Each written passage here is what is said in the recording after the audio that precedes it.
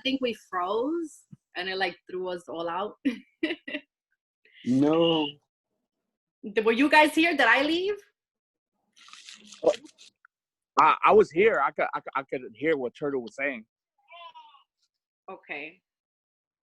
Well, did you hear what I said? Basically, before it threw me off, what I last heard that you said was that a lot of people don't know what emotional freedom means to them, and that they don't have the emotional intelligence. And something about people are negative. Something about yeah. The negativity around us, basically, people think that okay, you can be happy, right, and also be mad, but you can't really change. You can't change the negative aspects because you want it to be positive.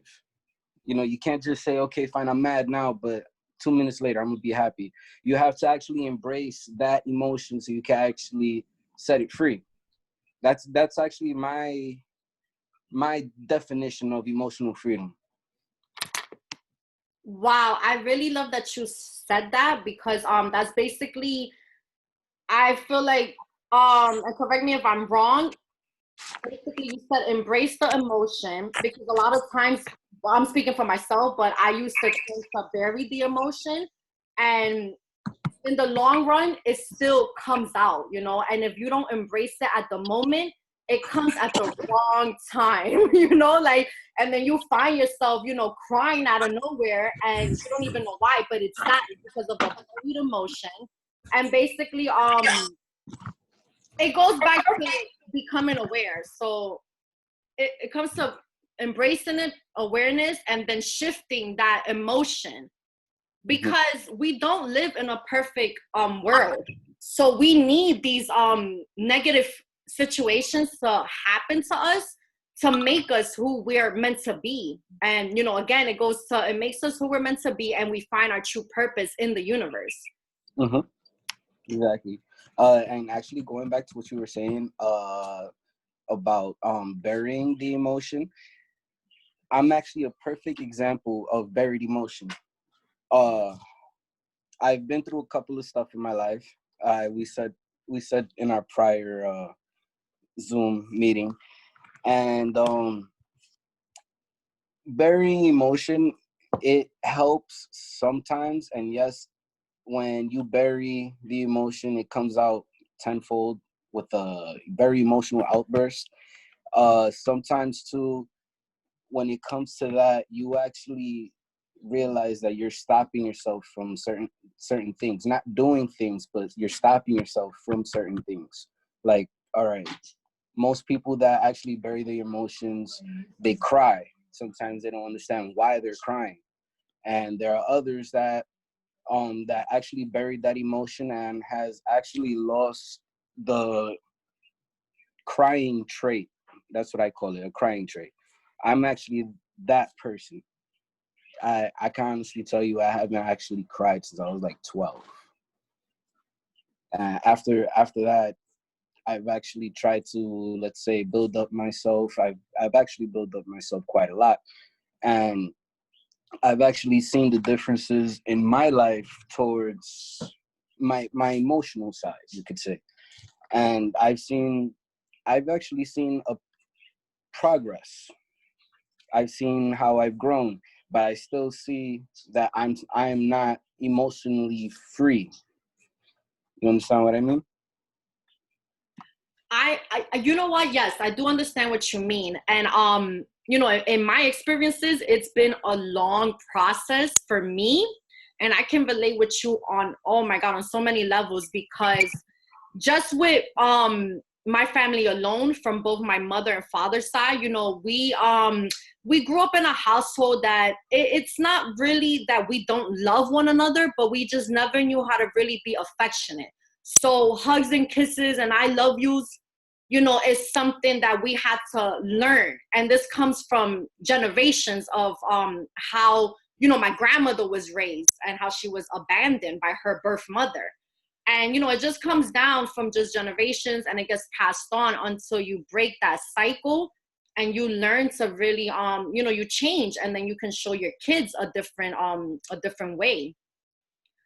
But basically, hello, you there? Because this froze. I'm here. Oh, because this keeps freezing. It's my internet. But, you know, feeding I off don't of think that, Turtle's here though. I think we're having some technical difficulties. I'm here. I'm listening. Turtle's here. But basically, you know, what I want to quickly say is that it's it's a process. You know, it's been a huge process for me. I've had a lot of successes and then I've had failures, and it's been back and forth for me until I truly reach, you know, my exact level of emotional freedom and what it means to me. And to be honest, you know, I lost my dad when I was 3 years old, and I never mourned his death until I was 26 years old. So that was definitely like a huge, I guess, what would that be called? Like a huge, I don't want, not a step, like, it's not step. Oh, I can't think of the word. But I mean, I guess that was you know, that was a very important moment for me, and an experience that I needed to go through, because that death affected me, and you know, I couldn't even cry in anyone's funeral. And these are just emotions that once again we bury because they're traumatic, and we're not really aware that they do affect us. They really do. Even, you know, we're not conscious of it, but subconsciously, like just our behavior and, you know, how we speak, how we think, how we treat others, it all goes back to your childhood, the traumas, and just the emotion. And I have like a whole book and everything that I I want to recommend everyone, because it's funny how I came across this book. That's how I know God always puts something out there for you. The universe will always help you out. You just have to listen to the signs and see the signs. So it's called Emotional Freedom. I'm gonna take a picture of it and I'll send it to you later as well, Turtle, and whoever wants to like read it. But it's a really, I know that. huh? I know that book. Are you reading it? I read it. Yeah. You read it? It's really good though, right? I mean, what do you think? I think it's really good. Like, it has a lot of good techniques, and, you know, just to me, like, just things that, you know, it talks a lot about meditation as well, and just finding like a spiritual, you know, like whatever you believe in, that helps a lot. That's basically what the book, yeah, like a summary of it. It's mostly about just centering yourself, keeping yourself at bay with your emotions, and not letting them overbear yourself. So it's just like it honestly gave me the pins and needles feeling. That's kind of how I actually humbled myself 10 years ago. Yeah, yeah.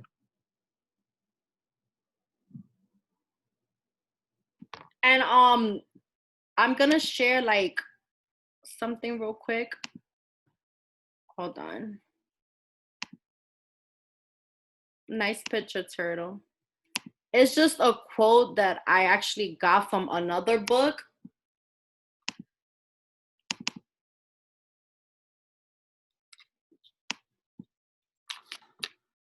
Why is this not showing up like in big? Okay, you guys see that screen, right? Yeah. So you see this quote, right? Where it says most of us are taught early on that expressing excess emotion is socially inappropriate behavior. Children should be seen and not heard. Big boys don't cry, young ladies don't shout. So I got this from this book, another book, and I actually wrote like the title and the author down there. What do you guys think about this?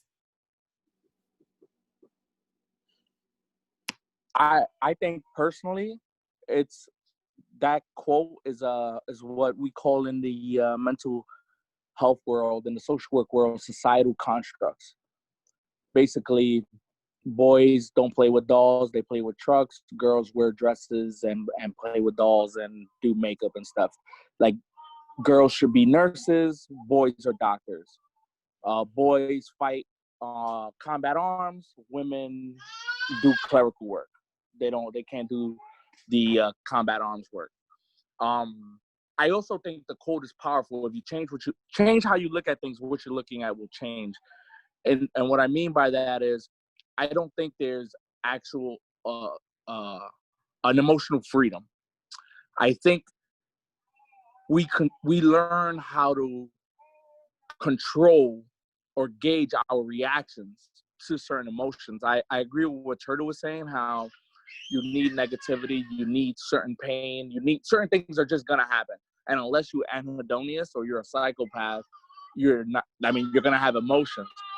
So I don't think we truly try to control those emotions, but our reactions or our processing them or not. And I guess it comes with emotional intelligence. Is like, for example, if somebody says, oh, you know, that book is dumb, and you're reading that book and you're like, initially you might be like, yo, you calling me dumb? Like, what are you doing? You might have a knee-jerk reaction. But if you pause yourself and you take a step back and you may explore a little bit deeper. What do you mean by this book is dumb? You know what I'm saying? Tell me your interpretation of it. You may internally feel like defensive, upset, might have some defense mechanisms kick up. But if this person reaches out and be like, no, I was just joking, or no, there's some things in there that I don't agree with. I agree with this and that and the third. Your defenses may go down and your emotion from defensive may change to, all right, I can see where you're coming from with that. I can see your perspective. I understand it. And now you're having a dialogue.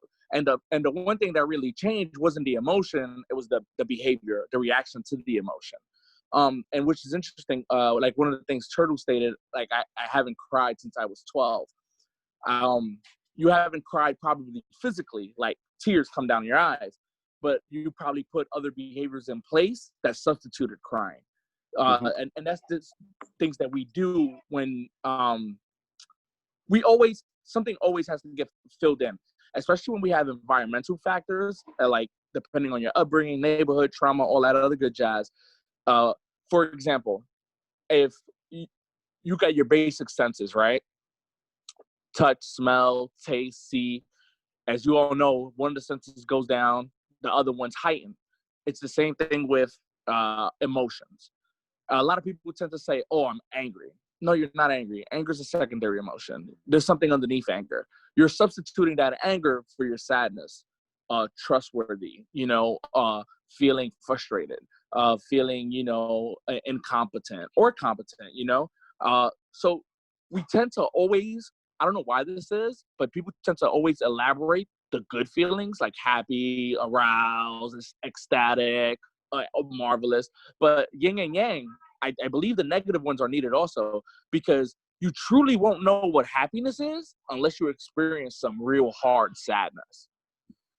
And I think they go together and they're very necessary. So I agree. For me, I think it's the quote, it's societal constructs, but I think societal constructs that are needed for those who ask the right questions to be able to dissect them and build upon those to really, I guess, adapt their behaviors. Because our behaviors do get, I guess, told. We get told how to behave by society, which is crazy, but before we can even walk. Yeah, it's true. I agree. I really like that you said that we tend to, like, I guess, praise the positive emotions, like the happiness, the success, the peace, the serenity, but we ignore or don't bring awareness to, like, the negative feelings. And I'm really big on, even like Turtle mentioned earlier, that we have to embrace it. I'm so big on that, and that goes back to the shadow work. You have to, because it is just like yin yang. Everything, where there's light, there's dark. And that's just how you become a rounded person. And I also like that you brought up your what was it that you said? That someone can say, oh, that book is dumb, but our defense mechanism will automatically think, oh, this person said I'm dumb. I really like that you mentioned that, because a lot of times there's like miscommunication.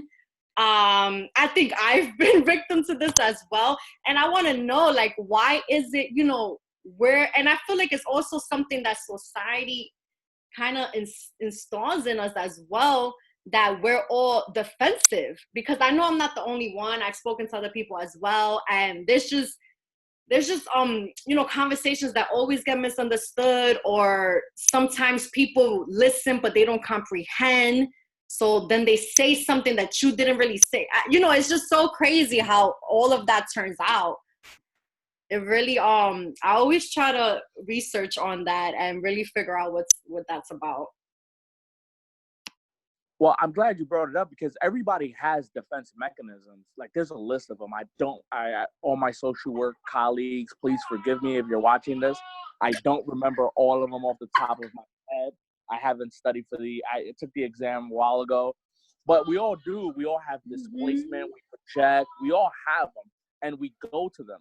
The reason we go to our defense mechanisms is to protect the ego. So, for example, when somebody says that book is dumb, your immediate reaction is, I'm protecting my ego. So it's not so much like, oh, I'm offended. But yeah, you are offended, but you're protecting the ego. Like, oh shit, does this mean I'm dumb? Am I going to be looked at a certain way? Is there a preconceived notion about myself? That's why I believe the behavior is so crucial to take a step back. And I think we've all been a victim of this. And it takes a lot of practice to take a step back and be like, can you please explain that? Let's elaborate. And a person may bring up some points that you could say, I could see why you said this book is dumb. But I think it's so amazing how all of a sudden our defenses will go down. Like one of the things I do with my clients is they'll have like severe anxiety or whatever, and they're like super defensive.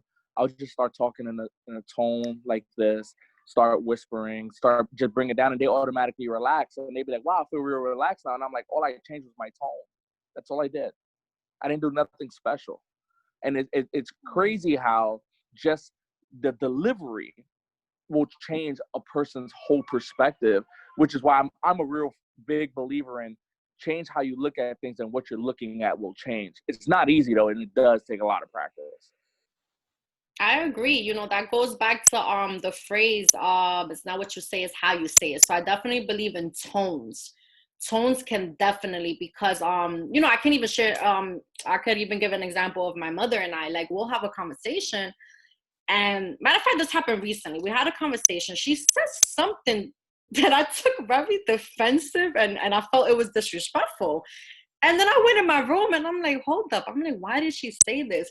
So then I waited like a day or two. And then I finally went to her and I was like, Mom, you know, I felt like this was disrespectful. And I told her, I'm like, you know, look, I'm an adult and, you know, respect should be mutual. If I respect you, you know, I would like the same in return. And then she actually told me, oh, I thought it was a joke to me. And I'm like, well, I didn't think it was a joke. So then, you know, moving forward, we both like, you know, the conversation, basically the solution to it was positive, and I was able to express myself. So was she.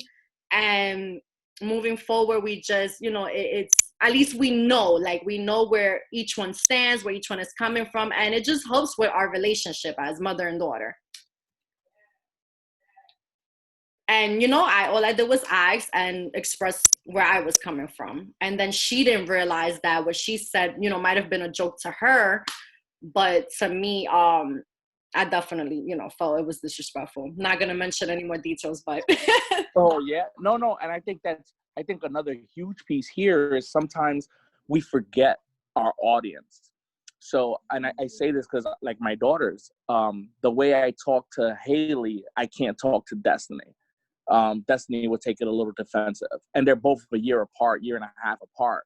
The way I talk to Jassy, I can't talk to Layla. So it's the delivery and me understanding. The way I joke around with my boys, I can't joke around with Sophia. The way I joke around with Sophia, I can't joke around with them.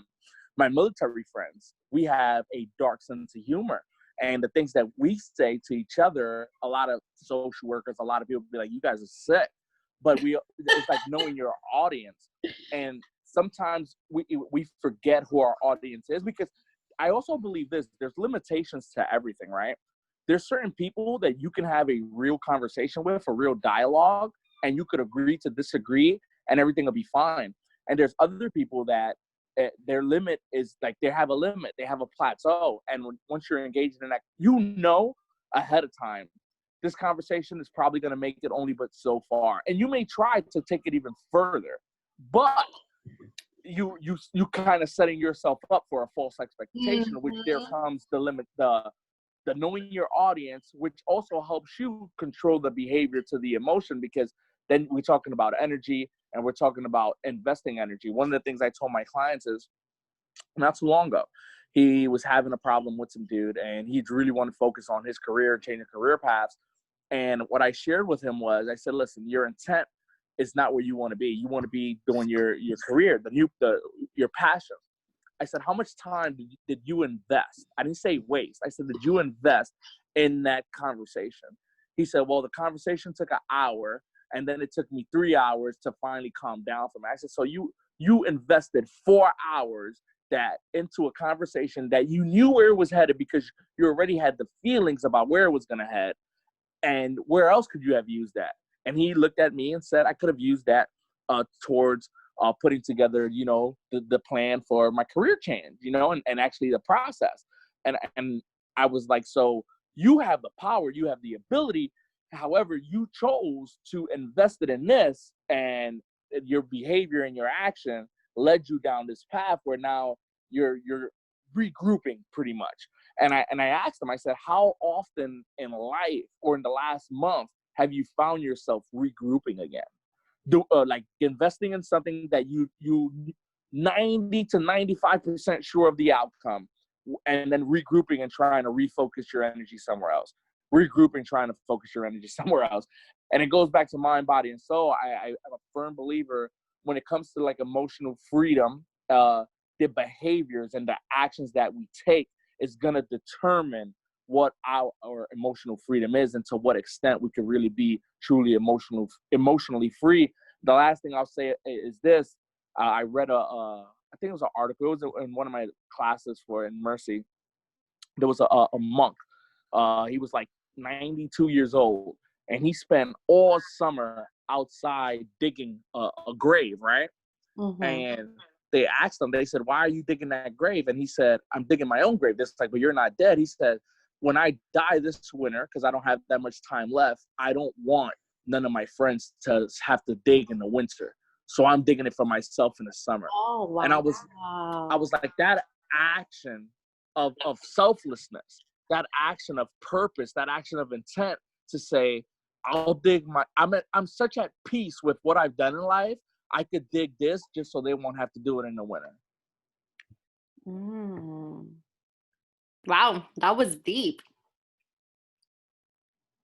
Hello? Oh my God. Yeah, I'm right here. Say hello like I'm on the phone. that was actually really deep.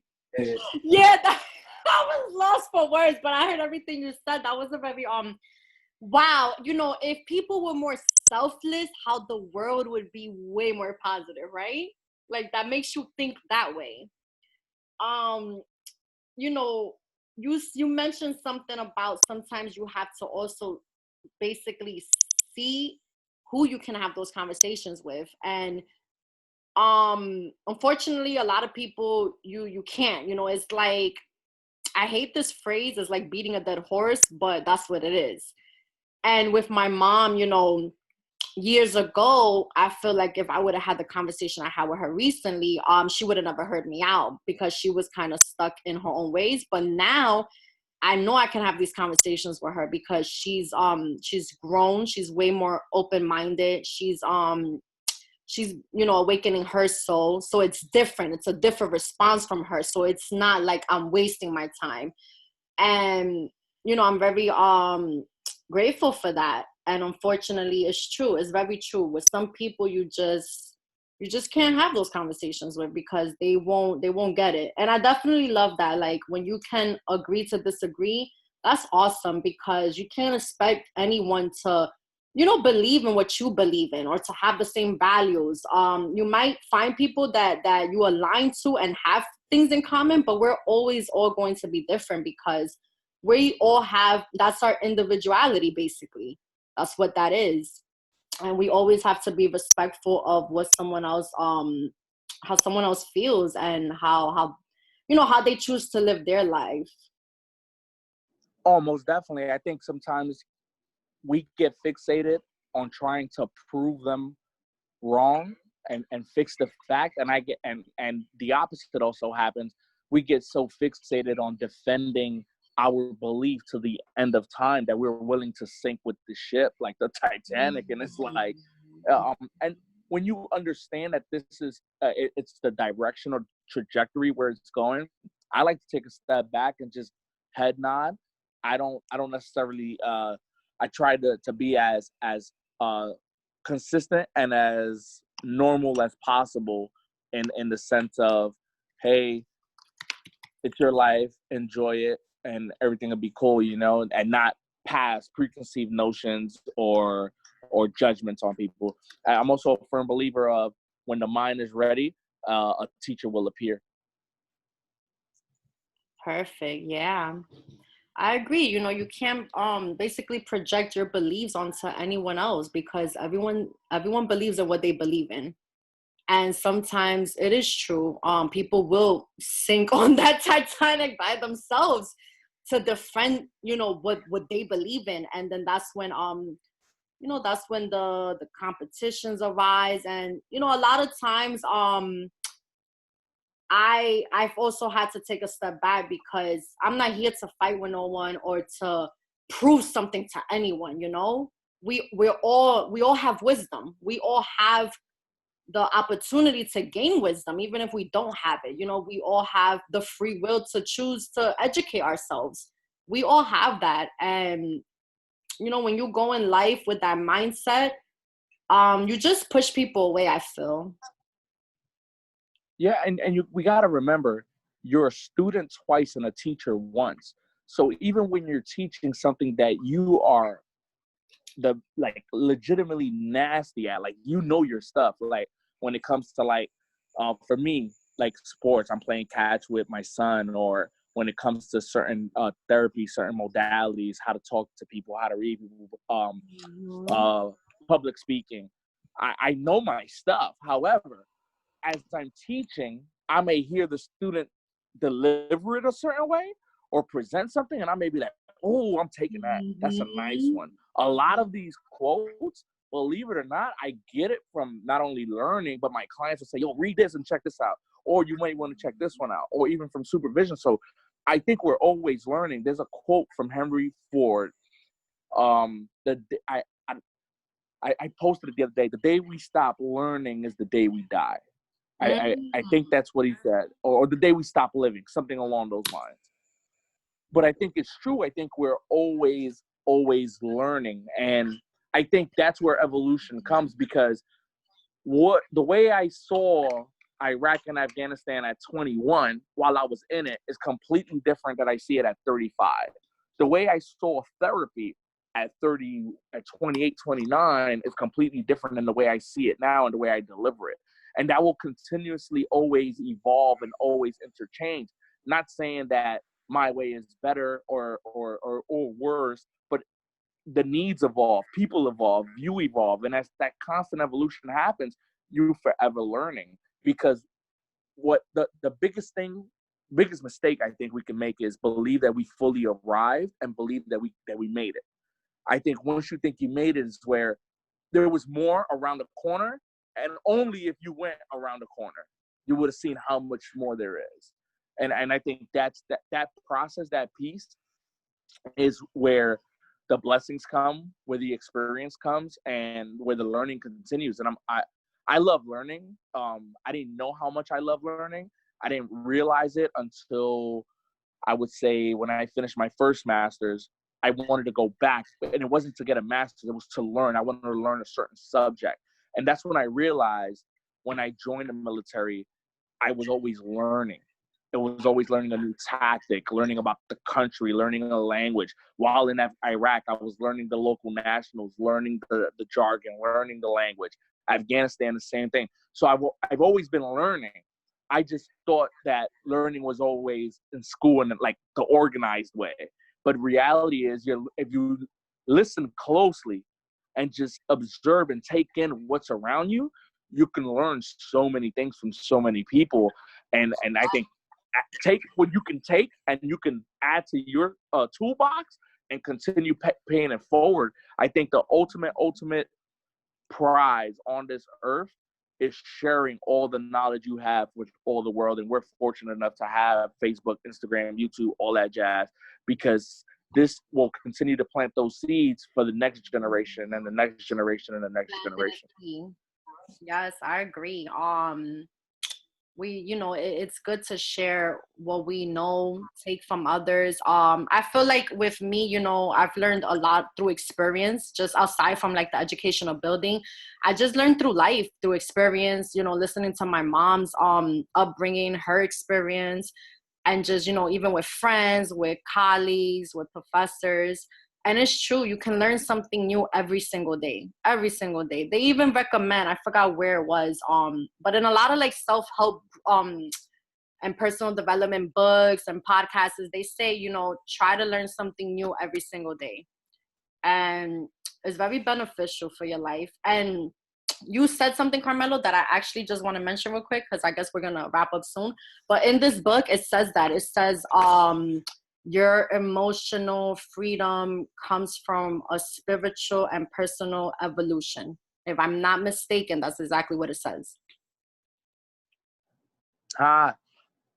Me and the author's on some wavelength. I never read the book. Personal and that's what they said. Personal and spiritual evolution. Yeah, that's where emotional freedom. Yeah, which I agree.